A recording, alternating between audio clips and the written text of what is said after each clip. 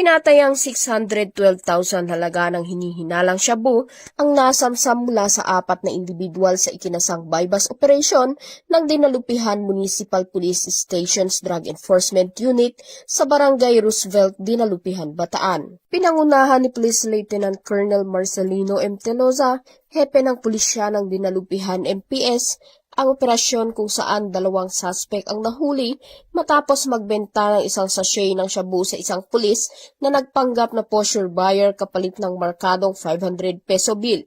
Kasabay din na aresto ang 2 pang individual na aktong gumagamit ng pinagbabawal na gamot. Na-recover mula sa mga suspect ang markadong pera, 5 medium-sized sachets at 3 small sachets ng hinihinalang shabu, pati na rin ang ilang drug paraphernalia.